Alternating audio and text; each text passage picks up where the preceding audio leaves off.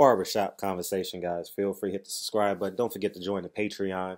And so I'm not sure if you guys, I just uploaded a Carissa Shields video, and it had me thinking. And I can honestly tell you, you guys know, you guys been fuck with me for a minute. How critical I am with Berto. I mean, not excuse me, Berto.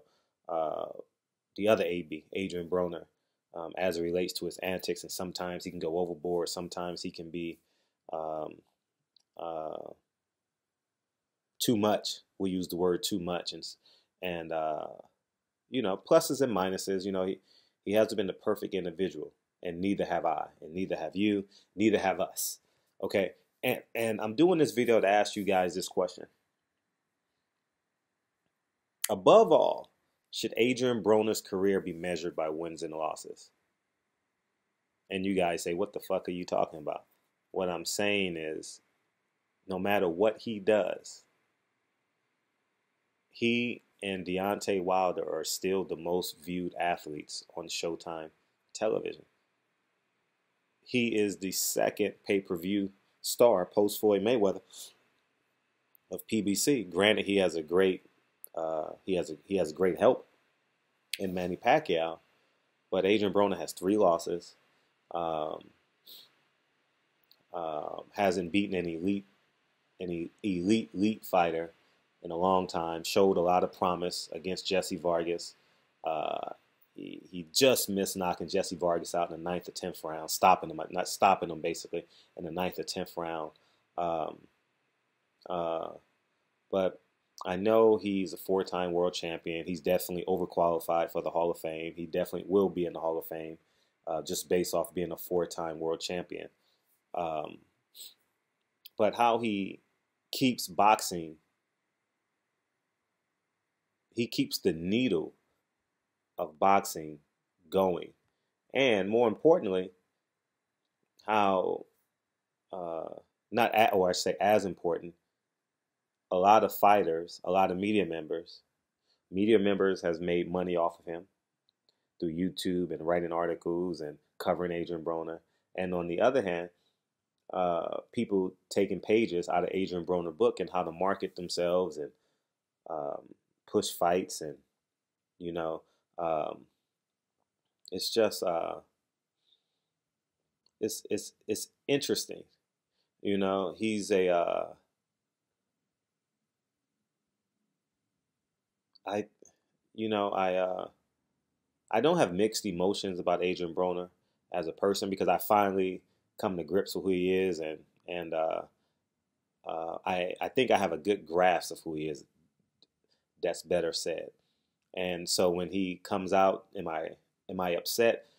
You know, like one of the more critical moments I was of Adrien Broner is when he discounted the father that was at the top. You know, when he lost to Mikey Garcia, he says, "Win or lose, you motherfuckers still gonna come and see me." I don't, basically discounting the man that worked hard to save up the $200, $300 to take his son to go see Adrien Broner versus Mikey Garcia. Um, so these are just thoughts that I have just going into, we're leading into Adrien Broner versus Manny Pacquiao. So it will be taking up a lot of the headlines moving forward. And Adrien Broner, honestly, is 100 punches a fight. He is throwing 100 more punches a fight from being 150 more punches, you know, maybe landing 35% of them, you know, away from being what people may say a hell of a fighter, you know, regardless of how you feel about it. If he just threw more punches, you know, when Adrien Broner is front foot dominant, for real, and he's on his toes, front foot dominant, throwing that left hook, that double left hook, shooting that left hook upstairs into the basement, he's a problem, you know. And Adrien Broner is he's tough as metal, as any form of metal as you can think of. He's tough. In the ring, he's not afraid. I love the fact that no matter what he goes through, he believes he can win in a fight, or at least he projects he can win in any fight. I believe he believes he can beat Manny Pacquiao. Uh, uh, I'm rooting for Adrien Broner. I would love, in my humble opinion, I know people disagree with me, and I know many of my subscribers disagree with me. But in terms of pushing boxing to the casual fans, Adrien Broner is a huge asset to that. And do I want boxing to grow? Yes. Can Adrien Broner help the sport of boxing grow? Absolutely. It's undeniable. And I here's my mindset. If Adrien Broner wins, which he will be the underdog against Manny Pacquiao, it can offset a lot of what Adrien Broner has done, moving him forward in terms of his mindset, in terms of where he wants to go, in terms of about billions promotions. But Adrien Broner is a young what they called me on the basketball court.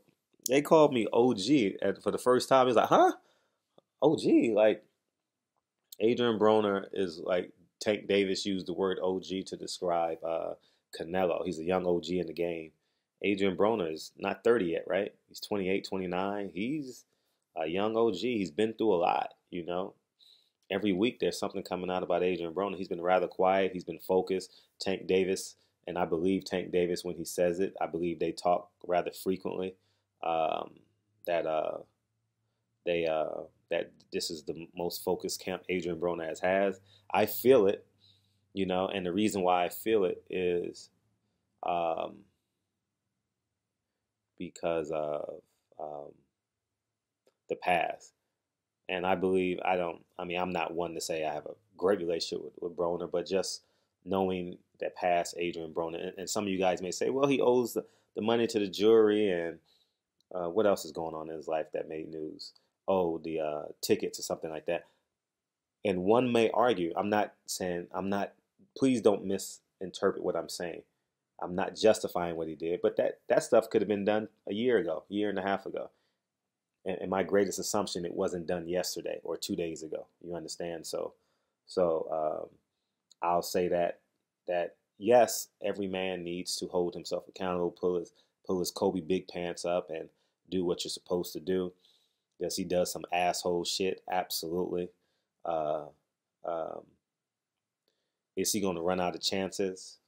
If he keeps on losing, he'll run out of chances. If he keeps on winning, he won't run out of chances, you know. And no matter what you say, the best player on my basketball team, the best player on my football team always got his rope was a little bit longer than mine, you know. Um, so we'll sit back and see. But it's just a great question to ask yourself. Should Adrien Broner's career be measured by wins and losses or his impact on boxing? You know, um, think about it. I don't think it's a question that you can just answer just by looking at the title and not finishing this video. I think it's an answer that can only be answered when it's all said and done. But it's a caveat. It's a different perspective per se. You know, obviously he competes and he's fighting for belts and he's fighting for his legacy and he's fighting for the hood in this fight. And I think that um, it's a great question to have. You know, I'm when I say I'm rooting for Adrien Broner, and you guys know I have the teacher's mindset, so I get mad at my pupils. Like I had Mexican gangsters in my class. I taught special ed high school in Duarte, California. So 70% of my population were Latino kids, mostly males who, when they went home, they carried knives and little guns and you understand what I'm saying? To protect themselves from the shoreline, not shoreline, what was it? Venice Thrace, and it was, what was it? Shoreline was high school. Duarte Thrace, and I forget the other Duarte gang, the black gang in Duarte, right? And they hated my guts. He wouldn't listen to me. I was called Mayate, nigga, fuck you. And maybe January, February, it went from Mayate to bowling ball head because I've always had a bald head. That was by choice then, but now it's not by choice now. I don't have any hair now, but uh, you know, and then it goes to uh, I can't wait to thank you, Hawthorne. You know, so that's that transition. So I'm always going to be the last person off the helicopter and the last person on. It's just who I am, and um, it's just it. No matter how bad or how angry I get at a person, I still will forever root for Adrien Broner, and Tyrant always gets on me about that shit too. You know, I'll be like, man, you know. So we gotta do some interviews, Tyrant, if you watch this video. So and so I say Happy New Year's. Even if Manny Pacquiao loses this fight, he still can come back and get a big fight. He's still a pay-per-view draw. The man has a country behind him, and especially if it's an engaging, entertaining, blood, guts, and tears fight. You understand what I'm saying? And I expect Adrien Broner will have to be the best Adrien Broner. You understand? I think Adrien Broner, people say he going to have to fight behind his jab. I said he's going to have to fight behind that straight right hand. That straight right hand. He's going to have to use that straight right hand to defeat Manny Pacquiao. Manny Pacquiao is unafraid of anybody's jab. Anybody's jab. Manny Pacquiao will get inside your jab. He is an expert at it. He uses great angles. I think you got to touch Manny Pacquiao. I think the only way to keep Manny Pacquiao on the perimeter is to land something heavy. You got to have heavy artillery. And if you believe your jab can stop a Manny Pacquiao, I mean the Manny Pacquiao that I've seen that I grew up to, that I covered, you guys. Well, you guys don't know much my newspaper side, but I covered Manny Pacquiao for years. And he can get around any jab and land that left hand. I don't care how great your jab is, whether you're Margarito, Mosley. I mean, you know, Cotto. Cotto was probably a perfect boxer. I know Margarito took a lot out of him. But you got to have some heavy artillery to fight and defeat a Manny Pacquiao. So I hope that Adrien Broner don't get gun shy, as he has of the recent future, recent past, I should say, recent future. Percocet. Anyways, man, barbershop conversations, man. But it's I know I went off, but I think at the end of the day, should Adrien Broner, should it be equal? Should it be more?